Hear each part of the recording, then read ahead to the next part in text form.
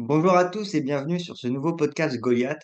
Aujourd'hui, c'est un podcast un peu particulier parce qu'on va bientôt introduire les matières premières. Et donc, on a décidé, pour ceux qui ne le savent pas, de faire une petite présentation. Donc, je vais démarrer tout de suite avec mon partage d'écran et on va pouvoir commencer cette introduction aux matières premières. Si vous avez des commentaires à nous faire, c'est la première fois qu'on fait ce genre de présentation. Donc, si vous avez des commentaires à nous faire ou autres, n'hésitez pas. Donc, comme vous avez pu le voir, hein, si vous suivez un peu les actualités, vous avez pu voir le prix de l'or et le prix du cacao augmenter avec une once d'or aujourd'hui qui est à plus de 2200 $ et la tonne de cacao qui est à plus de 10 000. Donc, on va pouvoir revenir un peu dessus et on va pouvoir expliquer qu'est-ce qui se passe, sachant que, comme je le disais, les matières premières vont aussi bientôt être disponibles sur Goliath. On y reviendra un peu plus tard, mais vous allez pouvoir bientôt investir dans les matières premières directement avec Goliath. Donc, avant de commencer, c'est important de rappeler que cette communication, elle est uniquement destinée à des fins d'information et d'éducation. C'est pas un conseil en investissement, hein, et ni une recommandation personnelle d'achat ou de vente de ces instruments financiers. Ce matériel a été préparé bien évidemment sans tenir compte des objectifs d'investissement ou de la situation financière d'un particulier, et il n'a pas été préparé conformément aux exigences légales et réglementaires à promouvoir la recherche indépendante. C'est aussi important de rappeler que toutes les performances passées ou futures n'est pas considéré comme un indicateur des résultats futurs. Donc, c'est pas parce que le cacao ou l'or a bien performé et qu'on est sur des plus hauts historiques que ça va continuer forcément. Donc, c'est aussi important de comprendre ça. On va pouvoir démarrer tout de suite. Alors, avant de commencer, qu'est-ce qu'une matière première? Rapidement, il y a différents types de matières premières. D'abord, il y a les métaux précieux qui sont les plus connus. Donc, on va parler de l'or, mais on peut aussi citer l'argent, on peut aussi citer le palladium, par exemple. On a ensuite le bois, le blé aussi, qui est une des matières premières pas mal utilisées. L'eau, qui est très reconnue et qui est aujourd'hui indispensable sur pas mal de choses, hein. On a aussi le cacao, on va y revenir plus tard, et le charbon. Et donc, pour faire très simple, hein, une matière première, c'est tout simplement une matière en fait à l'état brut et qui a subi juste une première transformation pour la rendre propre en fait à l'échange international et pour pouvoir l'utiliser comme source de matériel fini ou comme source d'énergie. Ce qui est important, hein, c'est par exemple le bois. On va donner du bois qui pourra être directement utilisé ou pareil pour les autres matières premières qu'on a citées là. Donc, tous ces matières premières-là sont aussi des instruments financiers. Alors, c'est souvent utilisé par les investisseurs pour couvrir leur portefeuille, mais ça peut être aussi utilisé pour spéculer. Et aujourd'hui, on le voit, hein, notamment sur les prix de l'or, avec des prix qui ont atteint le sommet. Donc, on va y revenir tout de suite. Alors, on va commencer par le cacao. Le cacao, comme je le disais, hein, on est à plus de 10 000 $ la tonne de cacao. On était au début 2024, là, vous pouvez le voir ici sur l'écran, on était à 4 500 $. Donc, on a eu une forte hausse, notamment aux conditions climatiques, hein, avec El Niño. Et puis après, il y a eu aussi quelques tensions géopolitiques dans la région. Donc, ça n'a pas aidé, sachant qu'on va y revenir un peu plus tard, mais les principaux producteurs de cacao se trouvent en Afrique. Donc, c'est aussi des choses à prendre en considération. Donc là, on a eu, et ce qui explique la hausse, c'est surtout les conditions météorologiques avec la tempête El Niño. Vous allez voir plus tard, hein, c'est une question d'offre et de demande. Et puis là, l'offre était à la baisse, alors que la demande, avec les fêtes de Pâques, etc., comme tous les ans, était assez élevée. Et donc, c'est ce qui provoque une telle hausse. Alors, on peut le voir là sur le graphique, hein, on a deux supports qui sont importants. Si on commence à corriger, on pourrait revenir d'abord bien évidemment, vers le bas du range qui est en train de se former après cette énorme hausse qu'on a connue depuis le début de l'année. Donc ça pourrait être intéressant à regarder. Et puis après, si on vient à casser, je pense les niveaux vraiment clés, les niveaux de support clés, c'est 6 585 $ pour le cacao. Et puis ensuite, vers les 6 000 $, hein, on a un autre niveau de support. Donc ce sera les niveaux à regarder. Si bien évidemment, on a des situations enfin des situations météorologiques et géopolitiques qui s'améliorent pour les récoltes de cacao. Alors, qu'est-ce qui influence les cours? Alors, comme je l'ai dit, il y a bien évidemment l'offre et la demande qui est aujourd'hui très très important. On le voit, on le voit hein, avec les principaux producteurs de cacao dans le monde, hein, notamment la Côte d'Ivoire avec 2,2 millions de tonnes, le Ghana avec 800 tonnes, le Nigeria avec 340 tonnes. Et puis, comme je le disais, donc, ce qui va bien évidemment jouer sur les prix, c'est donc l'offre et la demande, comme je l'expliquais, les conditions météorologiques. Donc là, on parlait d'El Niño, une tempête, mais on peut aussi avoir des conditions de sécheresse, on peut avoir une bactérie qui met la récolte à mal pendant un certain temps. On peut avoir les politiques gouvernementales hein, qui, par exemple, décident d'augmenter les taxes locales ou qui décident de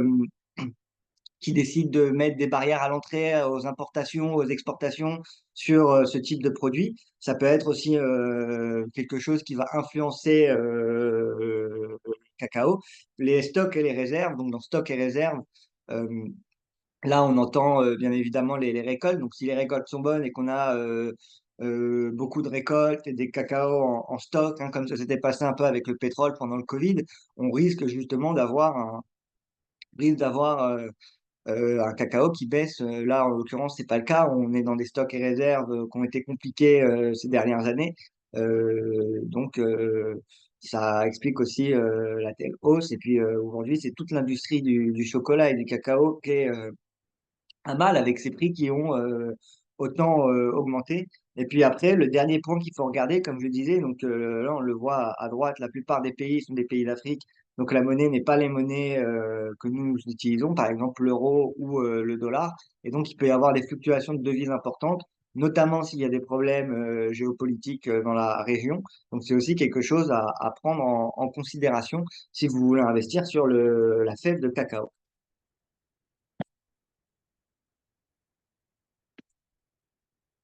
Maintenant, on va passer à l'or. Donc l'or, pareil, on est sur un plus haut historique. L'or, c'est considéré comme une valeur refuge.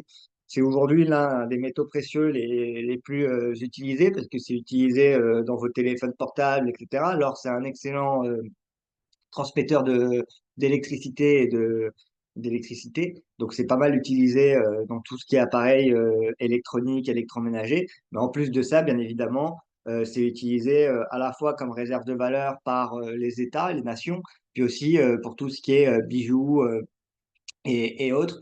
Donc l'or qui est aujourd'hui à son plus haut historique, hein, à 2300 $. Je disais un peu plus tôt que c'était 2002, on les a dépassés, même on a 2003.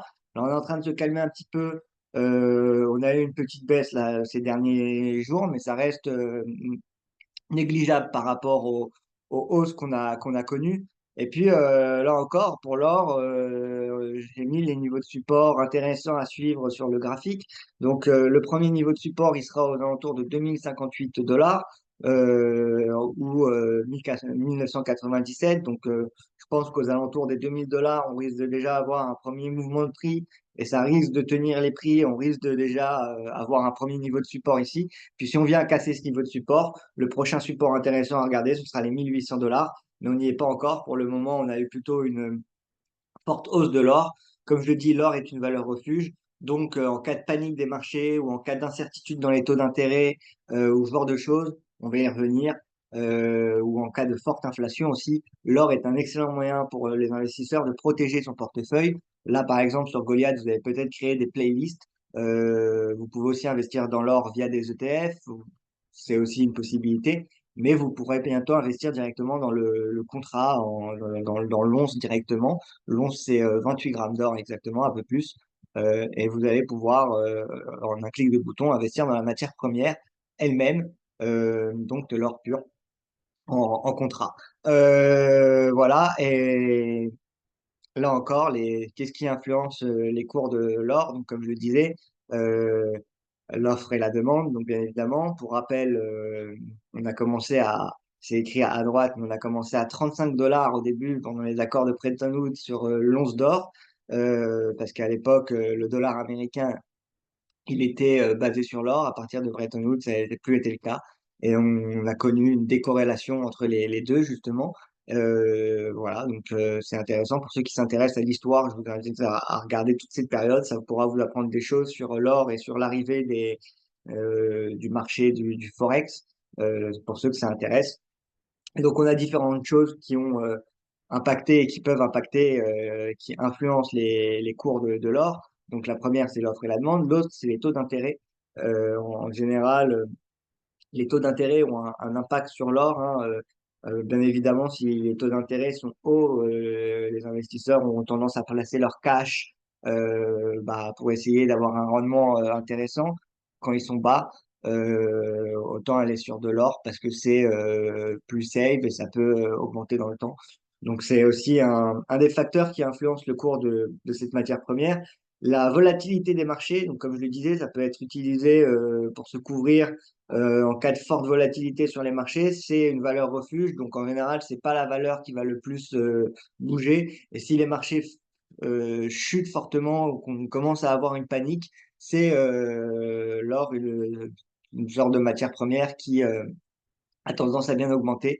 Et puis l'instabilité du dollar américain ou de la politique américaine, c'est aussi un facteur assez décisif sur l'or. Donc, c'est les principaux éléments qui vont influencer sur le prix de l'or si vous voulez investir dans cette matière première. Alors, parmi les producteurs, on a bien évidemment la Chine, même si c'est un peu en baisse. On a la Chine qui produit 368 tonnes, la Russie 331 tonnes.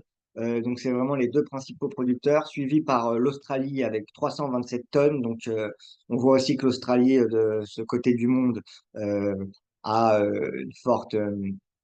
une forte présence et pas mal de mineurs, etc. Puis on a les USA avec 190 tonnes extraites chaque année en or. Donc voilà les principaux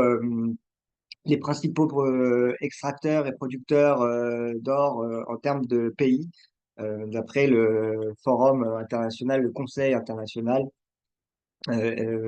principauté, enfin sur les principales métaux. Voilà, donc pour conclure, les matières premières, elles seront bientôt disponibles sur l'app. Normalement, ça sera disponible sur Goliath à partir de la semaine prochaine. N'hésitez pas à les regarder et puis si vous voulez à investir. Les deux choses principales à retenir, c'est que l'or est une valeur refuge qui se permet donc qui permet aux investisseurs de se couvrir contre la volatilité des marchés financiers. Et puis, la deuxième chose à retenir sur les matières premières, c'est pourquoi le prix du cacao flambe autant. C'est notamment dû à la tempête El Niño. On est vraiment haut sur la tonne de cacao. Donc moi, si je resterais prudent quand même sur ce genre de produit, bien évidemment, c'est pas un conseil en investissement, mais là, on est quand même à plus du double et on a presque doublé par rapport au début de l'année. Si vous voulez regarder un autre cas d'exemple, vous pouvez regarder le gaz naturel avec ce qui s'était produit en Ukraine. Ça vous donnera à peu près, ça avait fortement monté et puis on a eu une grosse chute. On pourrait avoir le même scénario pour le cacao. Là encore, c'est pas un conseil en investissement, mais je vous invite à rester prudent parce que comme je le disais, et le premier point de ce slide, les matières premières sont bientôt disponibles sur Goliath. Et donc, on espère que c'est un produit qui va vous plaire. De toute façon, on communiquera ensemble sur l'application. Et puis, merci d'avoir suivi cette présentation. N'hésitez pas à nous suivre sur nos réseaux sociaux. On est sur Twitter, on est sur YouTube, on est un peu partout, que ce soit moi personnellement ou l'application Goliath. Et je vous remercie. N'hésitez pas aussi si vous avez des remarques ou des questions par rapport à nos produits ou autre chose, et je me ferai un grand plaisir de vous répondre. Merci à tous et puis bon week-end. Au revoir.